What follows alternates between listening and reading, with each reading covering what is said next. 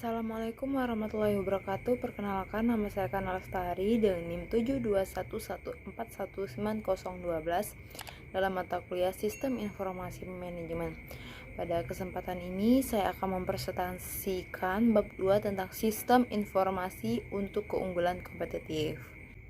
Oke, untuk slide yang pertama itu adalah perusahaan dan lingkungannya. Bentuk fisik perusahaan adalah sistem terbuka yang berinteraksi dengan lingkungannya. Perusahaan mengambil sumber daya dari lingkungan, mengubahnya menjadi produk atau jasa, dan mengembalikan sumber daya yang telah diubah ke lingkungan. Pada figur 2.1 terlihat aliran pada perusahaan. Sumber daya fisik berada di bawah dan sumber daya konseptual di atas. Oke, next selanjutnya ada model sistem umum perusahaan. Nah, pada figur 2.1 menunjukkan 3 aliran. Yang pertama, aliran sumber daya fisik. Yang kedua, aliran sumber daya konseptual. Yang ketiga, mekanisme pengendalian perusahaan. Oke, untuk yang pertama itu aliran sumber daya fisik. Ini meliputi pegawai, bahan baku, mesin, dan uang. Sedangkan aliran sumber daya konseptual ini meliputi data, informasi, dan informasi dalam bentuk keputusan. Dan yang ketiga itu mekanisme pengendalian perusahaan. Itu adalah unsur-unsur yang memungkinkan perusahaan mengendalikan operasinya, meliputi standar kerja, manajemen perusahaan, dan prosesan informasi. Berikut ini adalah model 8 unsur lingkungan. Yang pertama ada pemasok atau supplier, atau yang disebut juga vendor. Nah, ini adalah memasok bahan baku, mesin, jasa, orang, atau informasi yang digunakan oleh perusahaan untuk menghasilkan produk dan jasanya. Nah, produk dan jasa inilah lalu dipasarkan kepada pelanggan atau customer. Nah, yang ketiga itu adalah serikat pekerja atau labor union. Nah, ini adalah organisasi dari para pekerja terampil dan tidak terampil dari berbagai bidang dan industri. Lanjut, ada komunitas keuangan yang terdiri dari institusi-institusi seperti bank dan institusi pemberi pinjaman lainnya yang mempengaruhi sumber daya keuangan yang tersedia di perusahaan. Nah, lanjut ada pemegang saham dan pemilik. Nah, ini adalah orang-orang yang menginvestasikan uang ke dalam perusahaannya. Mereka adalah pemilik perusahaan sebenarnya. Lanjut ada pemerintah. Nah, baik pemerintah nasional, provinsi maupun lokal akan memberikan pembatasan dalam bentuk peraturan perundang-undangan dan juga memberikan bantuan dalam bentuk pembelian, informasi, dan dana. Yang terakhir ada komunitas global adalah wilayah geografis perusahaan menjalankan operasinya. Unsur-unsur lingkungan yang wujud di luar perusahaan dan memiliki pengaruh baik langsung maupun tidak langsung. Oke, next selanjutnya ada aliran sumber daya lingkungan. Perusahaan terhubung dengan unsur-unsur lingkungannya melalui aliran sumber daya lingkungan. Nah, contoh aliran sumber daya ini pada perusahaan ke atau dari lingkungan itu ada informasi dari pelanggan, bahan baku dari pemasok, uang dari pemegang saham, mesin dari pemasok, pegawai dari pemasok, komunitas global, serikat pekerja, dan pegawai dari pesaing. Oke, lanjut mengelola aliran sumber daya fisik, manajemen rantai pasokan, supply chain management. Apa itu rantai pasokan? Rantai pasokan adalah jalur yang memfasilitasi aliran sumber daya fisik dari pemasok kepada perusahaan dan selanjutnya kepada pelanggan.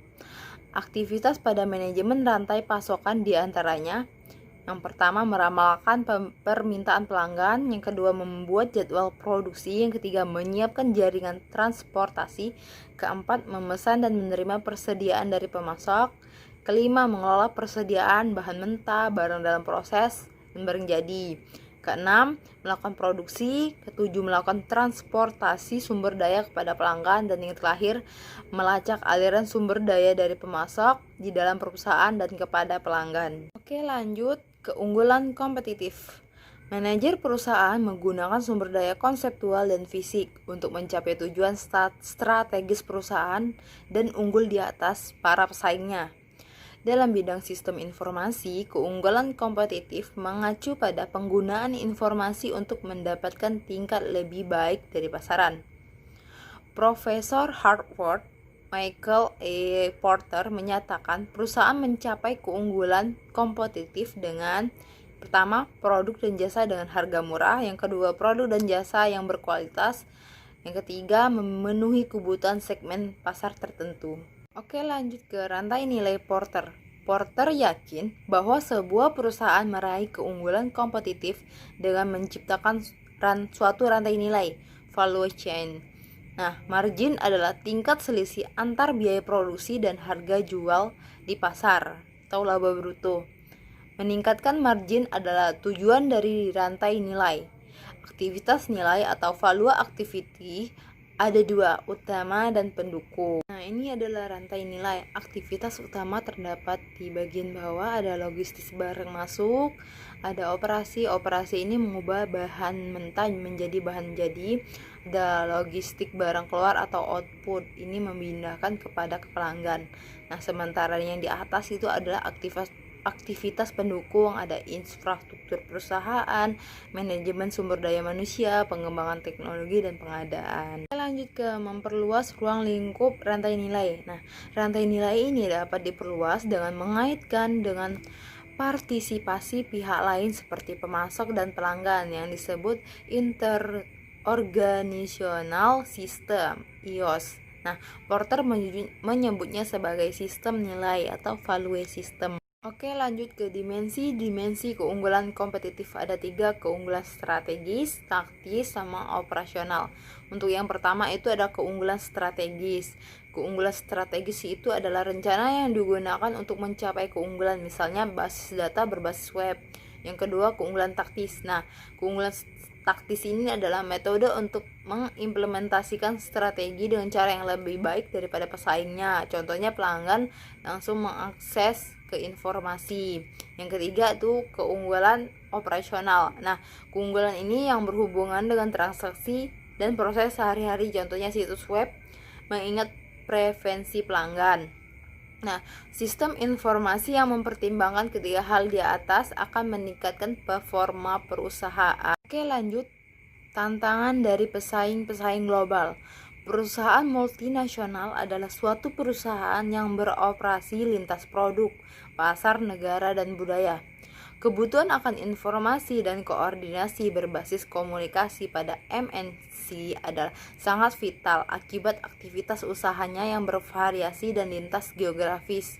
Nah, koordinasi ini adalah kunci untuk mencapai keunggulan kompetitif di pasar global. Lanjut ke tantangan dalam mengembangkan sistem informasi global. Ada 4, kendala politisi, rintangan budaya dan komunikasi, masalah teknologi, dan kurangnya dukungan dari manajemen anak perusahaan. Oke, lanjut ke manajemen pengetahuan.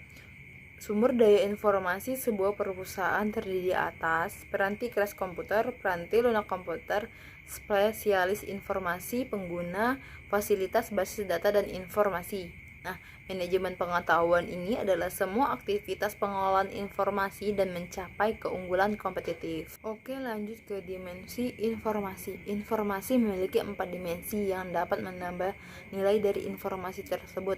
Yang pertama ada relevansi, akurasi, ketepatan waktu, dan kelengkapan. Relevansi adalah informasi memiliki relevansi jika informasi tersebut berhubungan dengan masalah yang sedang dihadapi. Yang kedua adalah akurasi, adalah informasi bernilai jika akurat. Yang ketiga adalah ketepatan waktu, informasi hendaknya tersedia untuk pengambilan keputusan sebelum situasi yang genting berkembang atau peluang yang ada hilang. Yang terakhir adalah kelengkapan, informasi sebaiknya tersedia dalam gambaran lengkap atas suatu masalah atau solusinya. Oke, lanjut ke perencanaan strategis untuk sumber daya informasi.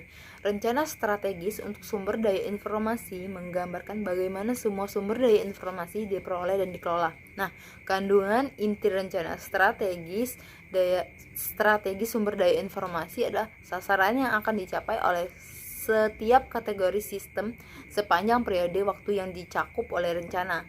Yang kedua adalah sumber daya informasi yang dibutuhkan untuk mencapai sasaran tersebut. Oke, lanjut ke perencanaan strategis bagi perusahaan. Ketika sebuah perusahaan mengorganisasikan para eksekutifnya ke dalam suatu komite eksekutif, kelompok ini biasanya akan bertanggung jawab atas perencanaan strategis bagi keseluruhan perusahaan. Nah, komite ini akan menentukan rencana bisnis strategis organisasi. Oke, lanjut ke slide terakhir, ada rencana strategis untuk area bisnis. Salah satu pendekatan pada perencanaan strategis area bisnis adalah untuk setiap area membuat rencananya sendiri secara terpisah dari area-area yang lain. Akan tetapi, pendekatan seperti ini tidak dapat memastikan bahwa area-area akan dapat bekerja sama dengan baik. Nah, pendekatan SPIR, perencanaan strategis untuk sumber daya informasi, Strategic Planning for Information Resource, SPIR adalah pengembangan rencana strategi secara paralel bagi layanan informasi dan perusahaan sehingga rencana perusahaan akan mencerminkan dukungan yang akan diberikan oleh layanan informasi. Nah, mungkin cukup sekian presentasi dari saya. Kurang dan lebih saya mohon maaf. Saya akhiri. Wassalamualaikum warahmatullahi wabarakatuh.